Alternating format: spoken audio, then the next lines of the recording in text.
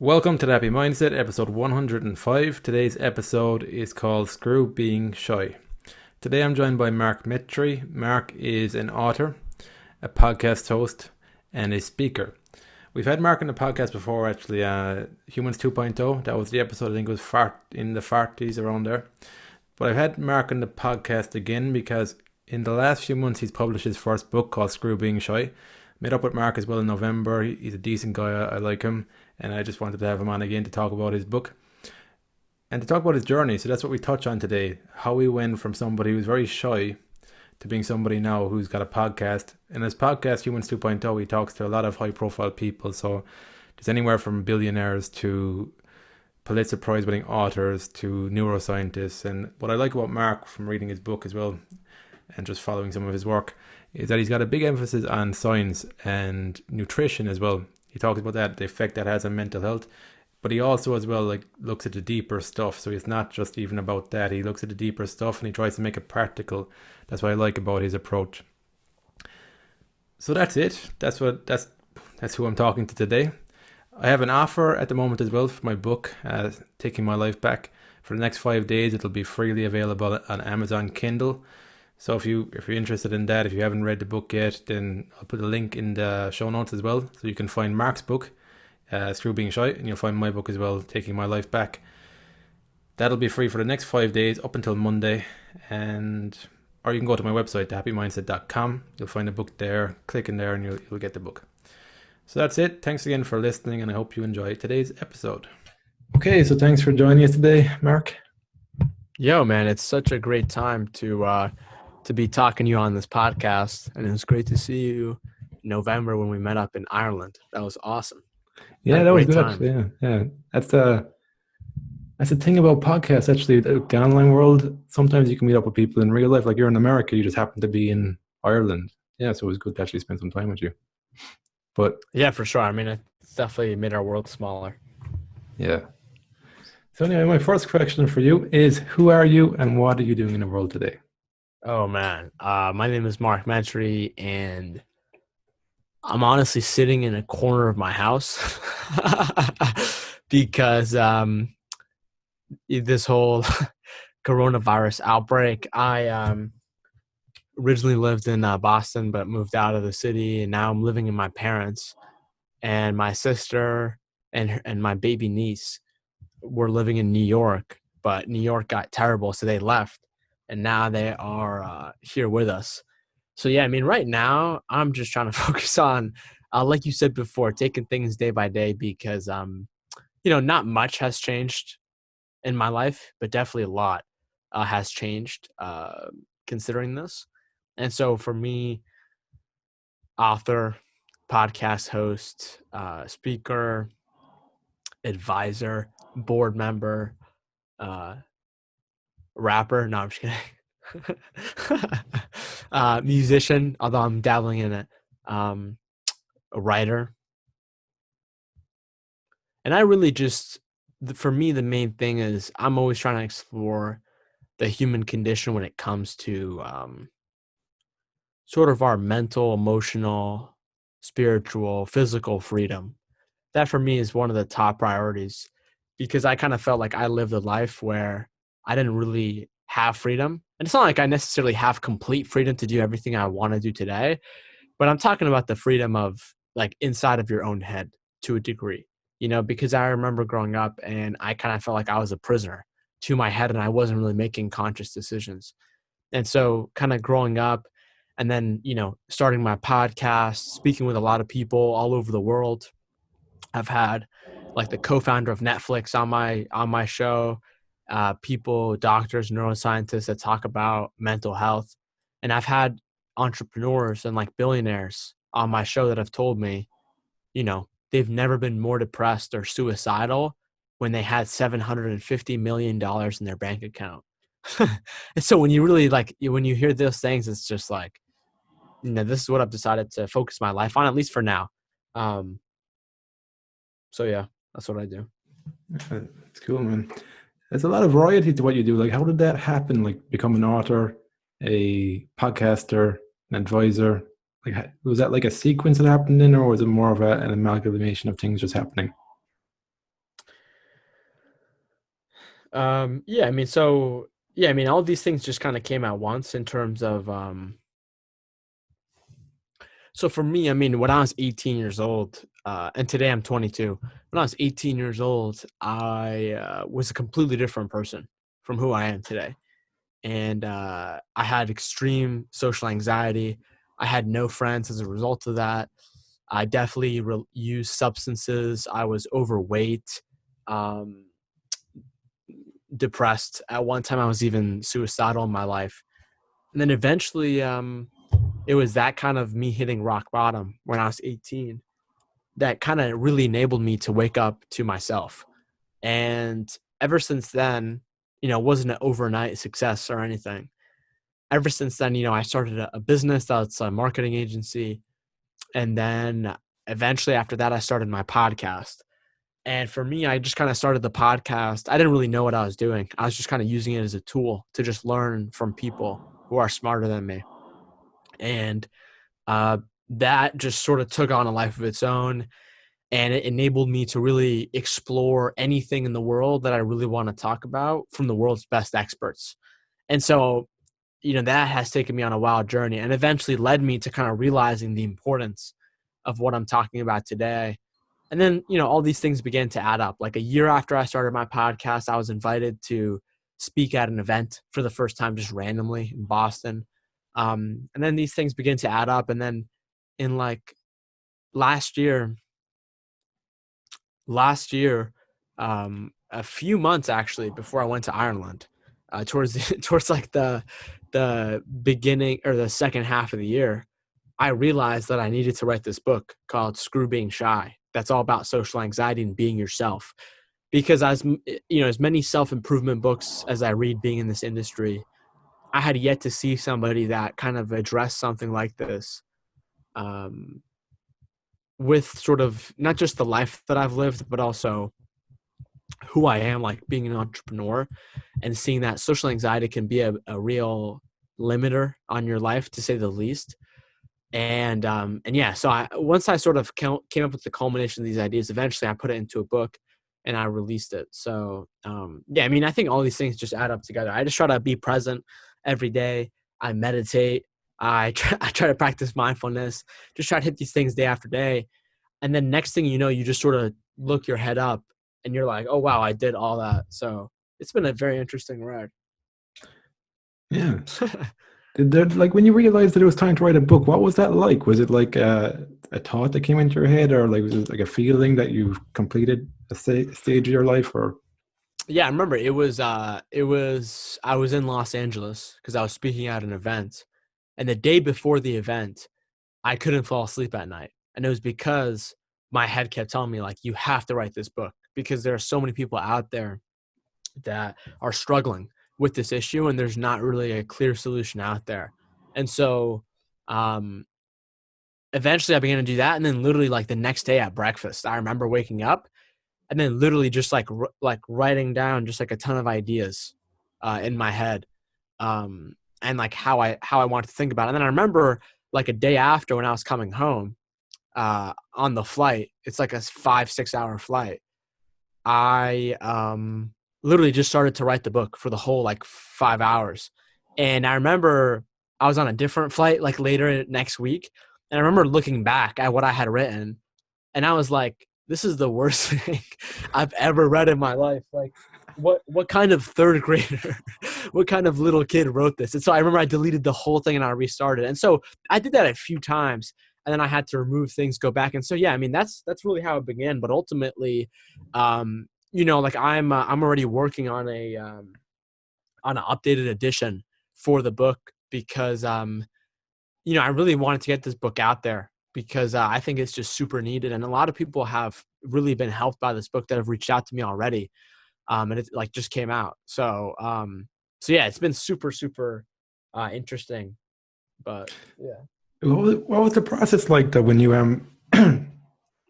when you're writing the book? Did you write in like in a sequence from start to finish, or was it like just ideas that you put on pages and then they kind of came together?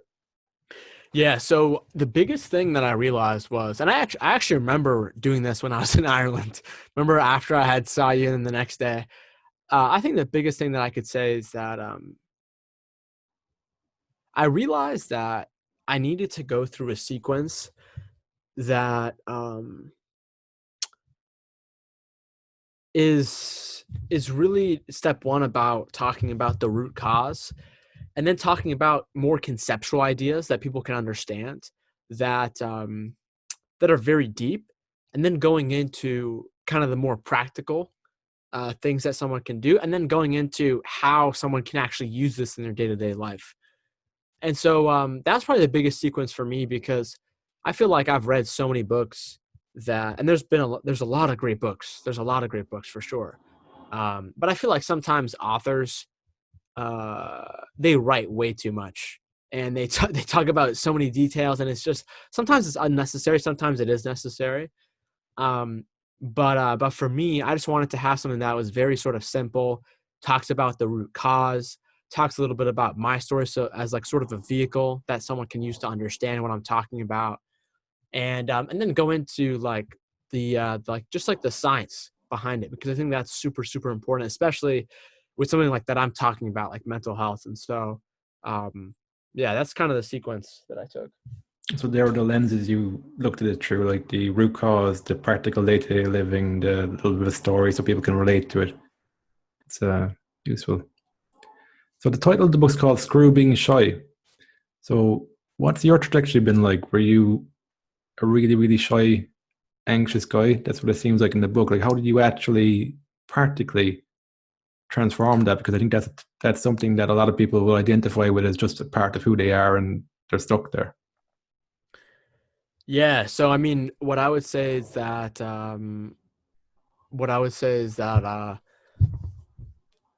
I, for about solid 10 years of my life, every moment of my existence in a social situation was, I would walk into a room, I would walk into an environment, and I would sit down, or whatever kind of the social engagement was. I would sit down, and then I would look to the person next to me, and I would always think like, wow, they're probably talking crap about me.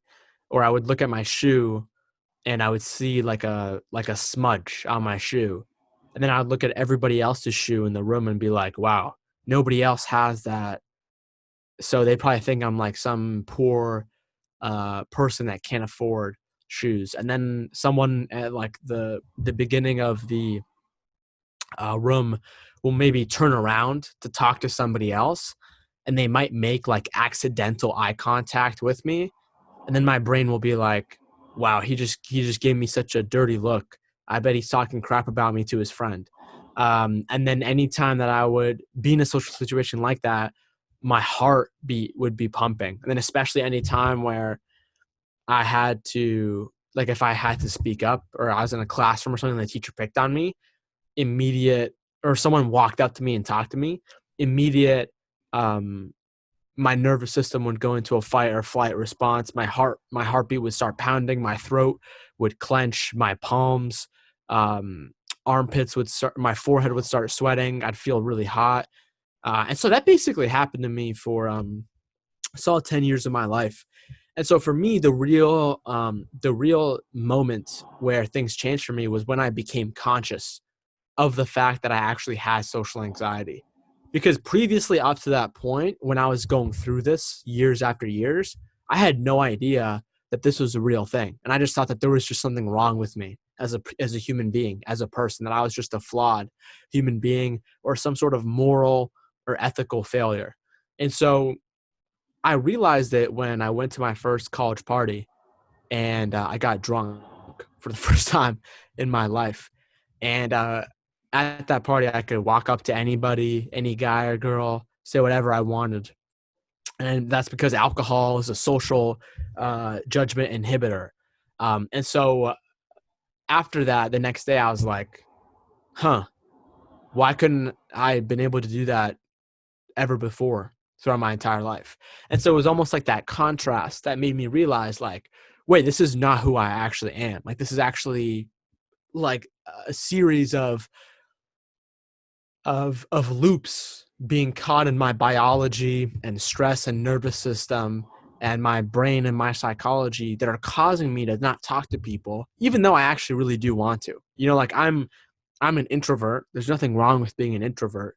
A lot of people don't really understand what that is. And when you look at the psychology definition, being an introvert is someone who is predominantly, like, the way that your brain works, the way that it has a tendency to run is to focus more on the internal world, and then therefore it gets energy from that. And so there's nothing wrong with that. You could be a quiet introvert that likes their solitude. There's nothing wrong with that. And it's also okay to be shy every once in a while. That's totally natural. But there are people, like, kind of, when I was describing what I went through and kind of my past, was there are people who end up developing a pattern of shyness in every room, and no matter who they have to talk to every day. And when that happens long enough, then they develop social anxiety. And so when someone develops social anxiety, that's where literally, like, the whole nervous system fight or flight feedback loop between the brain and body really enabled to catch somebody in, like, this mental matrix prison inside their own mind, where they want to talk to people and then they don't. And because relationships are such a powerful aspect of our lives, a major part of how our brain thinks about us is the relationships that we have. And so if you don't have good relationships because you have social anxiety, that's going to destroy your self-esteem. That's going to really put a damper on a lot of other areas of your life. And that's why when you look at, like, what the United States government says for statistics about this, they say that social anxiety is not only the most common anxiety condition in America, but it's also the most correlated with substance abuse and social isolation, both of which lead to poor mental health and eventually suicide, which kills almost 1 million people every year, about 850,000. And so, just sort of, like, realizing that, I was like, wow, this is a real legitimate kind of thing. And then when I also begin to look at the research, um, then you also begin to see, like, how there are evidence-based ways that go through this, and they talk about how you can actually, like, do little things or big things in your life that can have a big impact, that are, like, recorded numbers, statistics. And so yeah, I mean, that was a big part going forward in the book. But another one was just sort of me and my own journey through experimentation and my own trials and failures. And so for me, like, when I realized that the fact that I had social anxiety, I began to tackle it, and I began to be like, you know what, I'm going to start talking to people. And so I began to do that, and it actually made me more stressed, and actually kind of terrified me more. And so, that led me down, like, a really dark spiral in my life, where I got obese. I was doing a lot of things that aren't true to my behavior, my character. And then for me, the real big one that enabled me to kind of rise above social anxiety was to realize how fear actually works at a biochemical level. Because what I realized was, when I was trying to tackle my social anxiety, and I would just try to walk up to people, and then my brain would tell me, like, if you walk up to this person and say something, you're going to die, because it would freak me out so much. I had to realize that there are underlying biochemical knobs and levers, so to speak, that can control that. And so for me, a big thing that I realized was, the best way to approach fear is not head on. There are a lot of other ways to approach fear, but the best way to approach fear is biochemically speaking. And so if you are terrified and you're just, like, sitting in your room or your apartment, and you're, like, thinking through your brain, you're constantly, if your mindset and your psyche, the way that your brain works, is not built on fundamentals that are healthy, which I would say most people aren't. If you sit down and think, you're just going to be adding more fuel to your fear, which is going to make your anxiety worse. But for example, if you stand up and you go outside and you take for a walk, if you can, then we know that a major part of anxiety is physical. And so if you walk, it not only begins to move the blood flow to your brain so your brain can think about this more efficiently and more better, it also relaxes you and calms you. And so when you look at it from that way, it's like, I would recommend someone, instead of trying to solve a problem that you're freaking out inside your house and you're trying to brute force negotiate with fear, but if you approach it from a different angle, like for example, walking outside in the sunlight, that changes your entire physiology. And then it can make you then come up with a solution to your problem that is not necessarily fear-based. And so when I learned that basic idea and all the ways it plays out in the world, that fear is a biochemical response, then you begin to see how you can change it. Because, previously up to that point where I didn't know I had social anxiety, the real biggest takeaway that got me to move was the fact that I realized that this is not some sort of character failure. This is not some sort of thing that is unique to me. This is a biochemical reaction, an equation that is happening. And if I can start to change the inputs and I can start to push buttons, then maybe I could get a different output. And it's going to take a while and you're not going to get it right every time. But that to me was like the big idea that I realized that could really help me negotiate with fear. And the thing is after I began to really work on tackling fear from a biochemical standpoint, then I was finally able to walk up to people and talk to them and almost kind of use that biochemical foundation as a runway to lift off. And so, for example, like, probably some controversial advice for people in Ireland, but drinking alcohol destroys your neurotransmitters in your brain. Not all kinds of alcohol, not all amounts. If you have a drink, it's not going to kill you.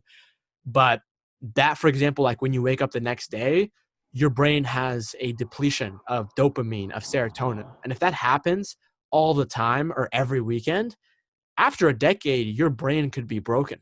And so that's like another major thing that people really need to understand. And when your brain is broken, you're going to be destroyed by fear. And like Dennis, I have people who listen to my podcast, who have read my book, who have told me that they can't fall asleep at night without drinking some alcohol because their literal body won't stop freaking out. And so, alcohol is a very dangerous example because most people are not using alcohol to celebrate. Most people are using alcohol to medicate themselves. And so alcohol is a terrible, terrible medicine. It's very dangerous for that reason. And so, yeah, I think this is sort of the big idea that I think if I could get across to people to understand fear at a biochemical level, then it'll completely change their relationship with it. And it'll make sort of exposing themselves to fear directly much easier. Okay, so you tackled it by approaching your physiology first. There was through food as well. It was another thing, a big thing in the book you talk about, your diet. Yeah, so that's crazy, right? So so the thing with food is this, right? So we know, for example, like if you take someone who consumes the American standard diet, I don't know what it's like in Ireland, but I assume it's generally the same thing.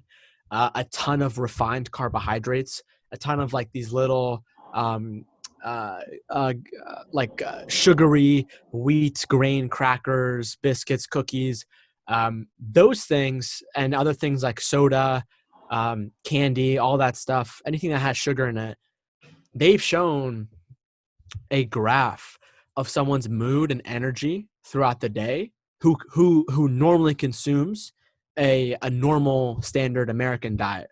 And they've showed that it's up, down, up, down, up, down. Because what happens is when your blood glucose level crashes because it was never meant to eat the foods that we eat today. Like most of the food that you find at a supermarket hasn't existed for like more than 50 years or more than 100 years. And so it is completely unsustainable for our brain and our body's physiology because for most of human evolution, we grew up not in cities, not in the Industrial Revolution, not when we were making things. And so it takes a long time for evolution to catch up. And so most people are stuck in this sort of graph of their mood and energy of up, down, up, down, up, down. And then you take someone who has depression, anxiety, or even bipolar or other mood disorders, it's the same exact thing, up, down, up, down, up, down.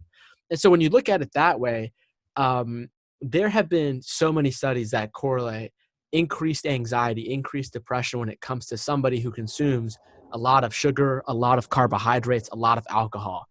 And so that's one way that food impacts us, but that's not the main way. The main way that food impacts us is this, right? So a big thing of the whole biochemical aspect that I realized is that, not to get too empirical or not to get too scientific, because I'm definitely a spiritual person, but I believe that life is essentially a series of your brain firing neurotransmitters and secreting different brain chemicals. So like happiness, sadness looks like a chemical combination in your brain. Like there are graphs, there are charts to talk about this. And there's a particular neurotransmitter in specific called serotonin. Serotonin is talked about from mental health communities to leadership communities. Like Simon Sinek talks about it. And essentially serotonin, it does a lot of things in our body, from regulating our mood to our sleep to our functioning in social groups. And so there's literally a neurotransmitter in our brain called serotonin that literally controls how we behave in groups and social interactions. And so this is extremely, extremely important for people who have social anxiety, and then quite frankly, many other kinds of mental health issues, because it plays on the same receptor. It's just various variations depending on the person. And they've showed that for the last 20 years, most of the science was assuming that because serotonin is a neurotransmitter, it's got to be in our brain. And it turns out that's only partially true.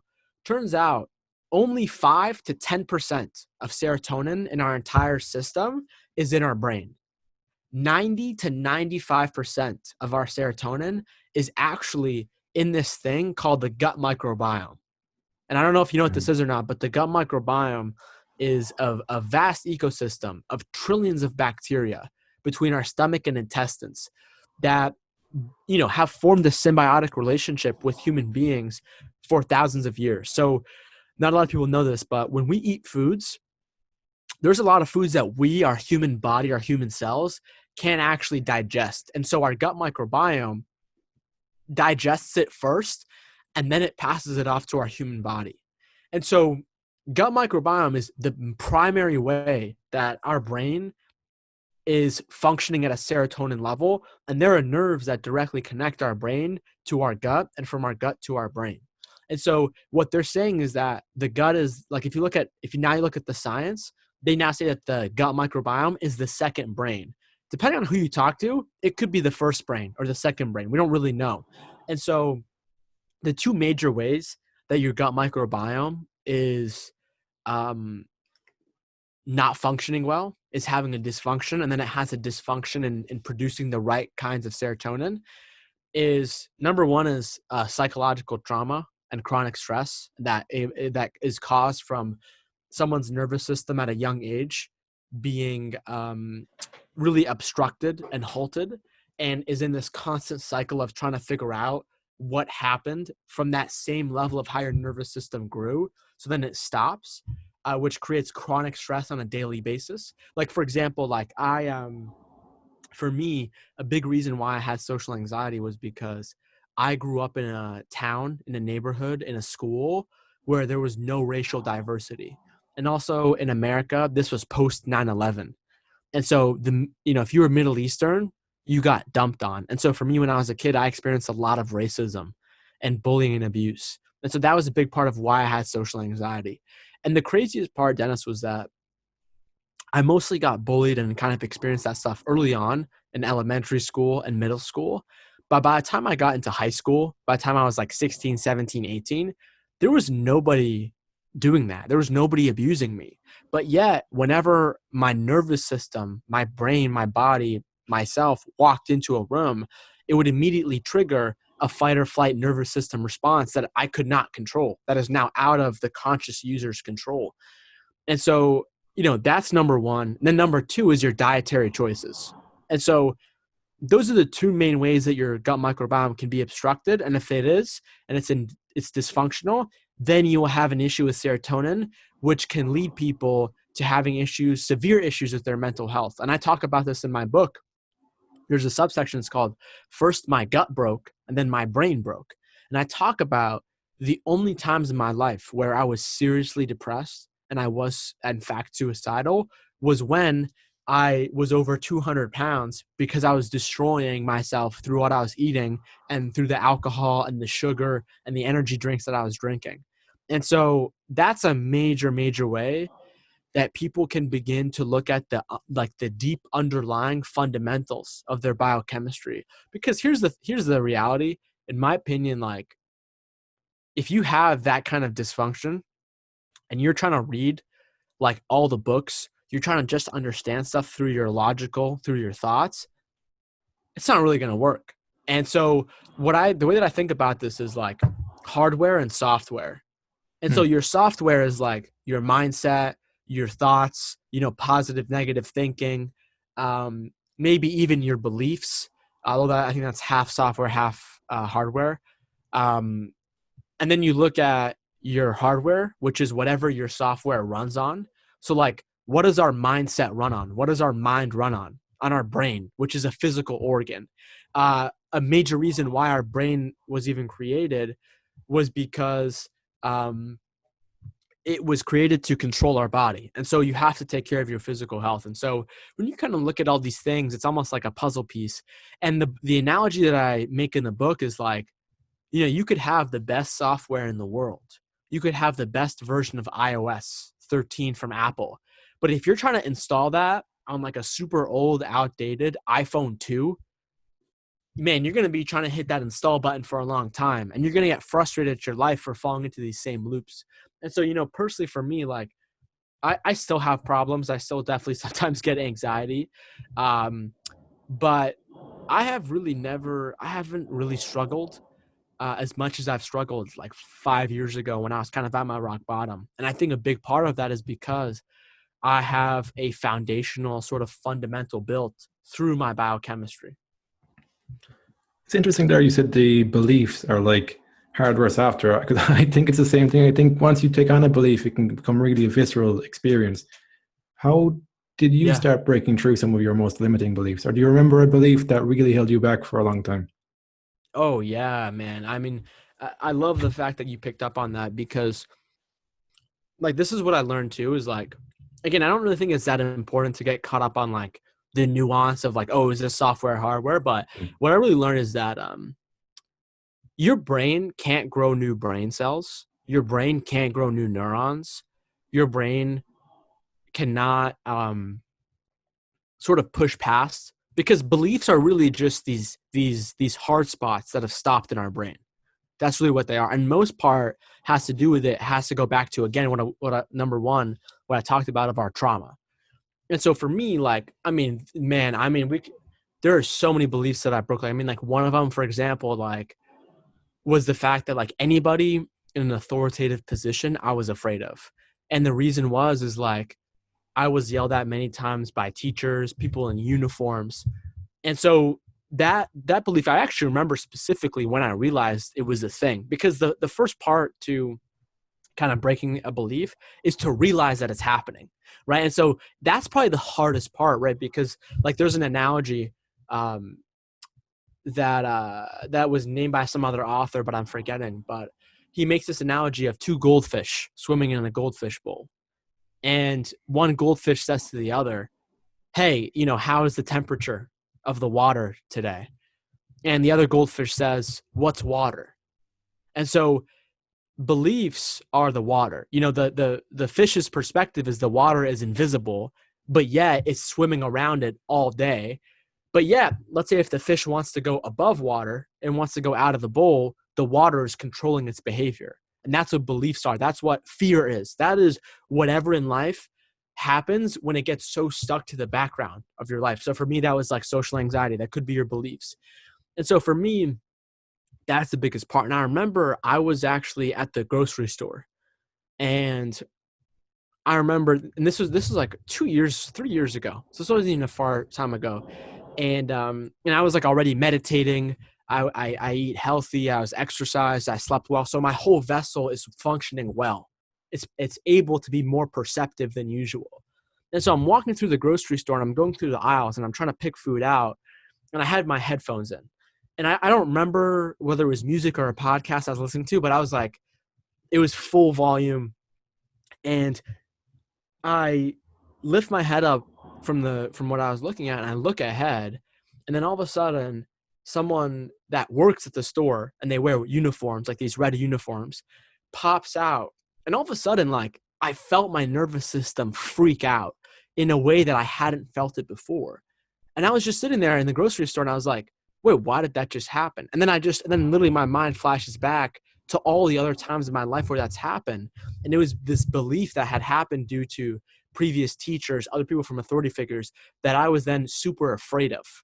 And so that was a belief, for example, that I broke. Another belief that I had to break was the fact that the reason why I felt like I couldn't change who I was because I would meet the same people in life. So like every day I would show up to the same classroom or the same office, and I would see Susie and Dan and Kevin, right? And so if I was facing social anxiety, but I wanted to take a behavior that was out of sort of my character's normal set of behaviors, that would seem foreign, that would seem fake. And I would be like, no, I'm not going to change my behavior because I want to be the same character to all these people. And so that was a major belief that I realized and I broke, because that's not how you grow.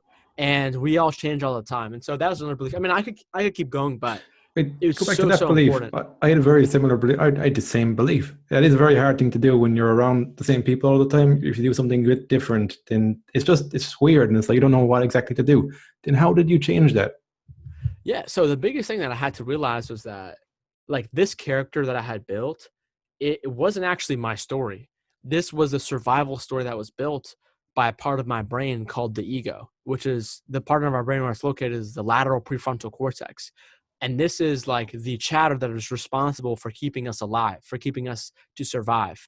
And the big part about this is the brain would rather create a narrative in which you can just narrowly survive in than to be happy, because that's not how our brains were created, you know? And so happiness has its role in sort of survival, but it's not the main objective.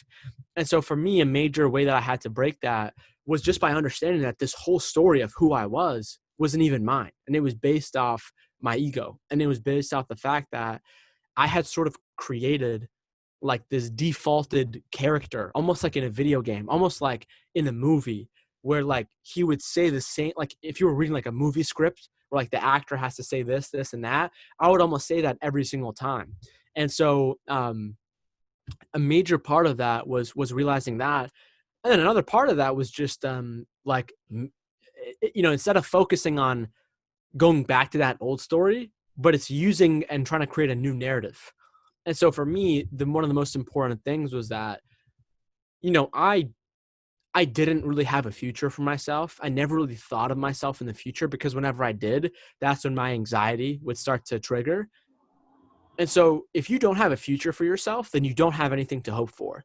And if you don't have anything to hope for, which is tomorrow could be better than today, then that's when you get people to do a lot of destructive things, like suicide, to drugs, to other violent acts. And so hope was definitely an essential aspect in constructing sort of a future version that I could just work on, right? Because human psychology says, like, if you're trying to not do something, or if you're trying to not think about something, your brain will think about it, or do it and do it and do it. And it'll put you in this cycle. And so the biggest aspect is to take like an additives approach. And I actually recommend this with food too, but it's like, instead of me focusing on, oh, what should I say to this person or that, I focus on like, hey, I'm a person who's a totally normal person who has been through X, Y, and Z problems. And I realized that, and now I'm on the conscious path to become a better version of myself in the capacities and pillars of life that are really important. And what does that look like? That looks like doing these things every day. That looks like focusing on this every day. And so that for me was a major, major aspect of overall of how I was able to break that belief. And I mean, the thing is like, I mean, the thing that I talk about is like, I think the problems that we have in life that we almost end up developing or creating or being born with, or who knows, I think that, to be honest with you, a lot of these problems are going to change, but they're always going to be there. And so I think that for example, like when I look at the first 18 years of my life, social anxiety, controlled my life by a neck death grip. It controlled 99% of my life. Now it's more like 2%, maybe 5%. And so it's all about that. And it's all about constantly developing these tools, realizing these different things. Like, I don't know about you, but the last month I've had like 3 major realizations about the way that I think about life itself. And it's that constant ability, because the thing is, Dennis, is that the ego, yeah, the narrative, the character that it's telling itself, it could be about like trying to break these beliefs that we're talking about on a podcast of things that happened to our past, but it could also be happening right now, because the ego is not something that dies. It is constantly trying to find new narratives, new stories, new things about you to almost take a hold of and build a home of, and usually inside of labels. Like, for example, like, I'm a best-selling author now. I'm Mark Metry best-selling author. I'm so much better than people. I'm way more intellectual. And so what'll happen is, when you build an ego in that, yeah, you might gain some confidence. You might gain some, what I call in the book, false confidence from that, but you also gain the negativity from that. So like if I go and I read like a negative Amazon review of my book, that's going to destroy me. Because I am the author. And so it works both ways. And so it's something that is always ongoing. And so right when you think that like you're like a guru, or right when you think that like you've conquered this, that's when you know your ego is just finding a home. Yeah. No, I can relate. I can relate to that too. Yeah, the thing is, yeah, if you're it never ends. to identify with that, it's the positive and negative both kind of mess you up. So then, how do you, as a person that is successful objectively, how do you strive for a better future and still remain in the present moment and not identified with these things of success? Yeah, man. So it's interesting. So, a friend of mine one time asked me this. He said, "This is how you know who is future visioned and who only cares about right now." And there's a difference between people being present and people caring about just right now. Right. So, for example, he told me that if you go to a coffee shop, the person who orders like black coffee, or just like black coffee with like milk, or black coffee with cream, versus someone who orders like a mocha, frappe, chocolate chip, culotta coffee. There's a difference between someone who drinks the coffee to get the caffeine in the future, that doesn't really care about the taste. They say black, they say milk. Maybe they like it, maybe they don't. I don't know. And there's a person who, not only puts in probably like a ton of sugar, but a ton of flavorings because they want it to taste good right now. And so that's like an analogy that I kind of think about this, because if I cared about right now, then I would be eating cheeseburgers and French fries and alcohol, and I'd be drinking right now. And so for me, like, for whatever reason, I don't know, maybe this is just the way that I'm built. Maybe this is because I'm more anxiety prone, and people who are more anxiety prone, their brain focuses more on the future. Because I've just gone through life, I now realize like cause and effect of like, I'm not going to sacrifice the future to get some present moment of pleasure. And so that to me is a major thing. And so I think how to bridge these two worlds, present and future, I think meditation is extremely important. And I think it's an activity that can't be substituted, in my opinion. Other things that get you in the present moment is when your body is not freaking out, when your body at a biochemical level is not freaking out, it will be much easier to be in the present moment. Like if you've been able to sleep well for the recommended national average of like 7-8 hours, your body's no longer freaking out. And what happens is if you don't sleep well, that completely changes how all of your biochemical reactions throughout the day happen. And so that's another way. Another way is,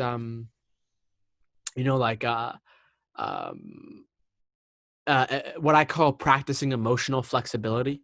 And so what I'm talking about is like, as an entrepreneur, sometimes the mode that I'll be in, if I'm like in a meeting, versus the mode that I want to be in with my family, and how if I'm doing like 6,000 other things, how can I make sure I'm still present when I'm with my family versus just being caught up in work, even if I'm not on my phone, but just in my head. Hmm. That's been massive. Again, meditation is insane for that. Then I also think it's the ability to merge your emotional and your logical part of your brain. And so this a lot of times what happens is when we go through a psychological trauma, the logical and emotional parts of our brain come up with different reasons.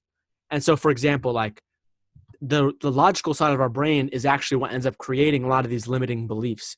And so, for example, like I will have, I'll go through racism, my trauma was having low self-esteem. And so the logical part of my brain will tell me, oh, this is happening because you're stupid. Oh, this is happening because, you're dumb, or you don't deserve it, or you're not worthy. And the emotional part of your brain will come in to almost to enforce that. And so a logical sentence can't hurt us. But when you logically think, I suck or I'm not worthy, then the emotional part of our brain really seeps that in. And so it's about merging both of these things. And an analogy that one of my favorite authors talks about, Mark Manson, is, when you're driving a car, the driver, the person who has their hands on the steering wheel, is the logical part of your brain. And the emotional part of your brain is like a baby sitting in the back of the car in a car seat. And you can see each other through the mirror. And the baby all of a sudden cries because the emotional part of us is much more dominant usually. And so the baby, the emotional part, will start to cry and fuss and yell. And then the logical part of our brain will look up in the rear view mirror and look at the baby and see what it's doing. And then next thing you know, because he or she is looking up, now they're swerving on the highway, even though their hands are in their wheel. And then all of a sudden they'll look back up and be like, oh my God, what just happened? That's why we get a lot of people that are doing the same habits, the same behaviors again and again and again. It's because they haven't merged the logical, emotional side of their brain. Hmm. What can help with that? Writing, anything that can help you process things, meditation again, therapy, all of these things can really be beneficial for bridging these two parts of your brain. And again, this never ends, but the more and more you can do this, the better. And especially for guys like you and I, we have been taught to suppress the Hmm. emotional part of our brain. And, we think that's better. It's not. Like, that's why you get a lot, like, that's why people's behavior, it's not as direct as you make it seem. Like, oh, why doesn't that person just do this? Why don't they do that? I mean, I ask myself the same thing, and it has to do with these two parts of our brain that are actually controlling our lives, even though we think about it not. And then also, how our trauma comes into play, how our biochemistry comes into play, and how all that sort of interacts with the environment that you not only create for yourself, but then the random environment that you are thrown in, whether that's random people or circumstances where you're quarantined in a house all of a sudden. And so, yeah, I mean, there's a lot to sort of go into here, but that's like the general idea, if that made sense. No, that's good. Yeah, I'd vouch for the writing and journaling and meditation and the therapy as well to get things out because I found that you become less reactive too, like in your body as well, because you become more aware of the thoughts in your body. You're just like less reactive to the same patterns all the time. Yeah, So, I mean, meditation is, Sam Harris has a quote on this. He says, meditation prepares you for the worst day of your life. And I mean, dude, honestly, like there have been many days, and I've been meditating every day for the most part since like 2016. And yeah, I mean, I like the way that I process, like even things that if they happened then, back then, I probably would have broken down. Now it's just like you get it, because I think the big thing with meditation too is like this logical part of our brain with our nervous system is producing anywhere from what science tells us 25 to 60,000 thoughts a day in the average person's brain. These are the thoughts that are running our character on a script. Like if you look at a movie script, these thoughts, these lines, this is like what the character is going to say. And so a lot of the times it's the same exact thing from yesterday, even though we don't think so. And so when you begin to look at that, you realize that not all these thoughts are legitimate. Not all these thoughts are real. Not all these thoughts are like real things you need to worry about, because it's just your brain's survival just batting off. And so when you can understand that, when you close your eyes and you meditate and you see these thoughts come and go, come and go, come and go, come and go, you almost see thoughts in your brain almost like waves hitting a shoreline of an ocean, and the waves never end. And so when you begin to understand that, you begin to understand that our brain thinks a thought the same way that our heart beats. Yeah, it never stops. It never ends. And so if you're playing in this game because you have anxiety or depression or from various issues, you're never going to win. It's just impossible. The brain is the best master at the game that it's playing. And so the reason why I talk a lot about biochemistry and things like meditation is because it gives you a different angle to approach the same problem. And there's a lot of people that are just trying to brute force this issue, and they're not getting very far. And so I think that's where, lessons from experts, from people, from authors, science, when you begin to look at these things, there are a lot of things that we can begin to do to ease this problem that we have, and then to even conceptually understand it, whether it's on a podcast or someone reading a book. So it's all important stuff. That's good. Yeah, I think otherwise you're stuck in a maze. Like when you're trying to stuck in follow the thoughts and matrix. stuff. Yeah, exactly. You're never gonna get out. It's the feedback loop from hell. Yeah. And I was stuck in it for a decade, man. It's terrible.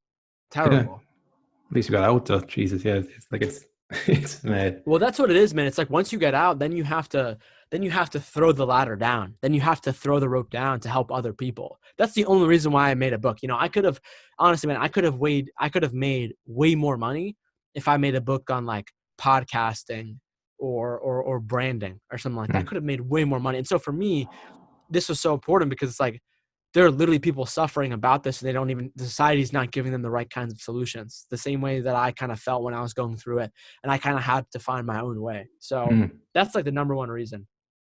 Because you mentioned your book had a sense of purpose and direction. When did you start finding that in your life? Probably right after. So for me, I kind of fell into rock bottom in end of 2015, 2016, beginning of, and then I began to sort of like put the brakes on my destructive behavior and just sort of like get a pause on things.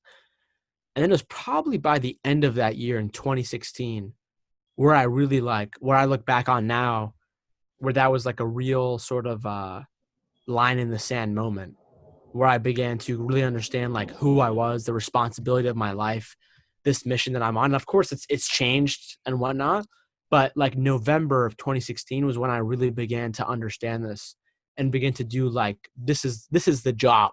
This is the primary hustle of my life. It's not my actual job. It's not the way that I make money. It's living my life and kind of upholding this like oath. So yeah, it was towards the end of 2016. So that was like a draw the line in the sand moment for you, was it? Yeah, I mean, it was totally crazy. And again, like ever since then, I've just been in and out of problems all the time. But now I'm equipped with a much better skill set, much better tool set. And so new problems are always going to arise, like what's happening right now, that is going to force us to create new solutions. And then now after this, whether it's on a health side or on an economic side because of what's happening, anyone who goes through this traumatic event and it lets them form them and grow them, they're going to be like, this is never going to happen to me again. I'm going to make sure my health is at the best of its ability. I'm going to make sure that my economic stability is at the highest it could possibly be, so that if another recession does happen, it can't touch me. You know what I mean? So it's like, I think that's the real power of it. Sync to your level of preparation. Actually, you're kind of touching on a point I wanted to come to. You mentioned in your book that personal development is like a non-linear process. Just expand a little bit on that, because I think that's very useful, because I've had a similar experience where it's not like from day one to now, it's always been incrementally getting better. There's been like twists and turns, and like oftentimes I'll feel like I'm not making progress. I am making progress, that type of thing. Oh, dude. I mean, I think writing my book was probably the worst thing I've ever done in my life. It was terrible. In the sense of like, yeah, I mean, there were definitely moments where I was in like a state of flow and I was just like writing for 2 hours, but there were many times where I was like, what the hell am I even writing? Like, why does anybody even care? And so, I mean, there have been so many times where I was like, I should just stop doing this. But you always come back to, this is going to be very meaningful. This might suck right now, but in the long term, it's going to be very, very meaningful. And so I think the importance of that is just like actually making it important, because like you and I have written books, and I remember before I had so many book ideas, but it's like only until you actually sit down and you literally, I don't want to say force yourself to do it, but it's almost like you sit down and you force yourself to do it, or you're able to find ways to put it into your schedule where you can be in a state of flow in writing. And so like, honestly, like it's something that was terrible, but it's like a marathon. And so like right now I'm redoing different parts of my book right now, and I'm updating the whole thing because I love writing. And so, and then there's also like a lot that I could get into and some things I could fix and whatnot. And so, yeah, I mean, that's it. I don't know if I answered your question correctly. No, that's actually very useful. The way you said that, you actually said that, why would people even care? And I found that kind of funny because that's the way I would be thinking. But like, you're somebody who's already got a really successful podcast, and you're even thinking about that when you're writing a book with an audience, that you still have. Dude, those I mean, thoughts. here's the thing, man. I mean, everyone has these thoughts. Like, that's just the truth. And I mean, like, you might have people that tell you they don't have those thoughts, and like they just may be a very rare percentage of people. But dude, everybody gets these thoughts. They just don't talk about it.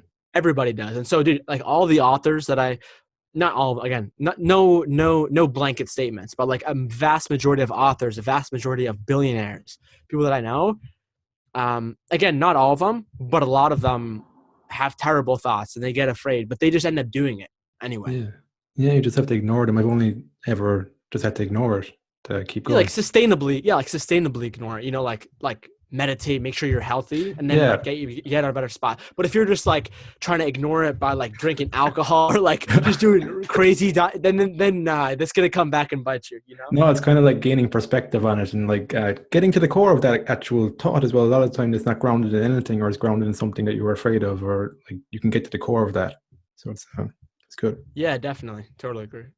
Cool, man. Thanks for sharing everything today, Mark. Where would people find you online and find your podcast? Yeah, so the best place is just my website, Mark Metry, MarkMetry.com. Podcast, book, anything I've got going on will be there. Dennis, thank you so much for having me on, man. This was killer. Yeah, great, man. So until next time, have fun and enjoy the process. Woo! Enjoy the process.